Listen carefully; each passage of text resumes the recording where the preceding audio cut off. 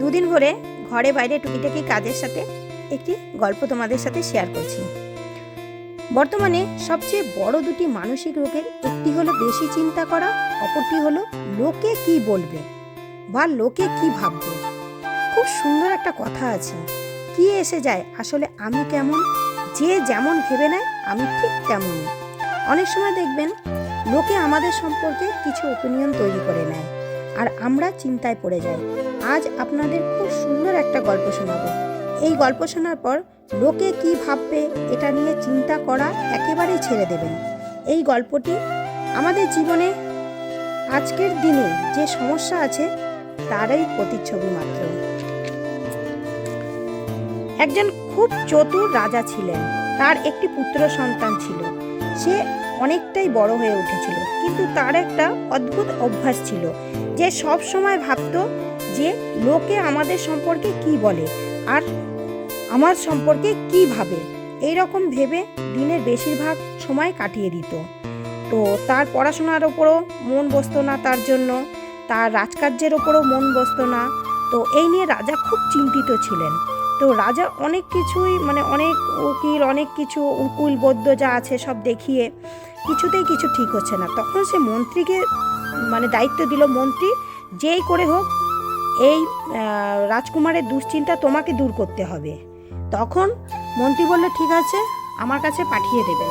তো যথারীতি রাজকুমার গেল মন্ত্রীর কাছে। তখন মন্ত্রী বলল যে আমার 3টে শর্ত আছে, এই শর্ত 3টে তোমাকে মানতে হবে। তখন রাজকুমার বলল কি শর্ত? তখন বলল যে তোমাকে কালকে সকালে বাজারে যেতে হবে, বাজারে গিয়ে একটা লোহার যন্ত্র কিনে আনতে হবে, লোহার যন্ত্র না, লোহার পাত তোমাকে কিনে আনতে হবে। তখন বলল আমি যাব বাজারে? বলল হ্যাঁ, তোমাকেই করতে হবে, যা বলবো তাই তোমাকেই করতে হবে। তো সে গেল বাজারে গিয়ে একটা লোহার পাত কিনে নিয়ে আসলো। আসার পরে লোহার পাতটা নিয়ে পরের দিন বলল যে এটা কামারশালায় নিয়ে গিয়ে তোমাকে কিছু একটা পাত্র বাসন তৈরি করে আনতে হবে। তখন রাজকুমার আবার গেল, সেখানে গিয়ে নিজের মতো করে একটা সুন্দর বাসন তৈরি করলো। আর তার খুব খুশি আনন্দতে ভরে গেল বুকটা যে আমি নিজের হাতে বাসন তৈরি করতে পেরেছি। তো নিয়ে এসে মন্ত্রীকে বলল, মন্ত্রীমশাই দেখুন আমি কত সুন্দর বাসন তৈরি করেছি। তখন মন্ত্রীমশাই বললেন ঠিক আছে, তো তুমি যে বাজার থেকে লোহার পাত্রটা এনেছো সেখানে গিয়ে তুমি সবাইকে জিজ্ঞাসা করো কে তোমাকে দেখেছে, কে তোমার নিয়ে কি ভেবেছে। তখন রাজকুমার গিয়ে সবাইকে জিজ্ঞাসা করছে যে আপনি কি দেখেছেন? তখন একজন উত্তর দিচ্ছে আমি মনে হয় একটু খেয়াল করেছিলাম, কিন্তু আমার না টাইম ছিল না হাতে, আমি কাজে ব্যস্ত ছিলাম। আবার একজনকে জিজ্ঞাসা করছে, সে বলছে হ্যাঁ আমি ভাবলাম খুব জামা কাপড় দামি পরে আছেন তো ভদ্রলোকের একটা ছেলে হবেন, আমি বুঝতে পারিনি।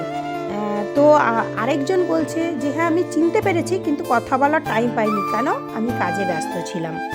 তখন মন্ত্রী শুনে বলল যে রাজকুমার আজ আমি তোমাকে 3টে মন্ত্র দেব, আর এই 3টে মন্ত্র দেব, আর এই 3টে শিক্ষা সর্বদা মেনে চলবে, তাহলে এই বেশি চিন্তা করার অভ্যাস আর লোকে কি ভাবলো এই ভাবনা থেকে মুক্তি পেতে পারো।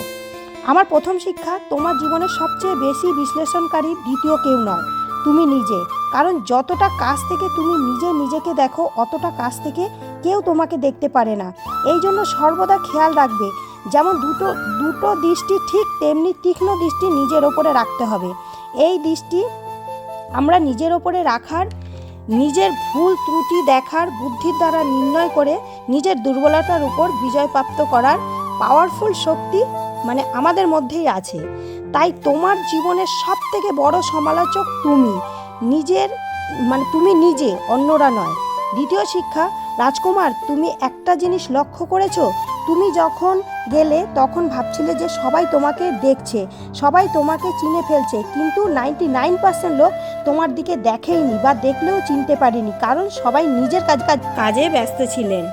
আর যারা তোমাকে দেখে চিনতে পেরেছে বা একটা দুটো কথা বলেছে বা ভেবেছে, তারা সেই লোক যাদের নিজের জীবনে কোনো মাহাত্ম্য নেই, তারা ভেতর থেকে একদম খালি, তাদের ফোকাস অন্যের ওপরে থাকে।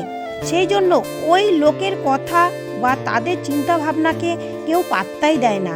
তাই রাজকুমার, জীবনে কখনোই এই ভেবে সময় নষ্ট করো না যে লোকে আমার সম্পর্কে কি ভাবছে। শুধুমাত্র এটা দেখো যে আমি নিজের সম্পর্কে কি ভাবলে নিজেকে ইমপ্রুভ করতে পারবো। আর তৃতীয় শিক্ষা, খুব সুন্দর একটা শিক্ষা তোমাকে দিচ্ছি। কখনো কখনো বেশি চিন্তা করা অর্থাৎ ওভার থিঙ্কিং আমাদের খুব কষ্ট দেয়। আর যখনই ভাবনা চিন্তার গতি খুব ফাস্ট হয়ে যায়, তুমি তোমার চিন্তাকে থামাতে পারো না। ওই সময় ক্রিয়েটিভ কিছু করার অভ্যাস করো। যেমন দেখো, তোমার চিন্তা খুব ফাস্ট চলছিল, কিন্তু ওই লোহা দিয়ে যখন তুমি একটা সুন্দর বাসন তৈরি করলে, তখন তোমার মন খুশিতে ভরে উঠলো। তুমি তোমার অ্যাটেনশনকে ডাইভার্ট করলে। এইভাবে যখন তোমার মনের লাগাম তোমার কন্ট্রোল থাকে না, তখন সৃজনশীল কিছু করা বা ওয়ান্ডারফুল কিছু করো, যাতে তোমার মনের অ্যাটেনশন ডাইভার্ট হয় এবং তুমি খুশি অনুভব করতে পারো, তোমার আনন্দ আসে, যাতে তোমার খুব ভালো লাগে।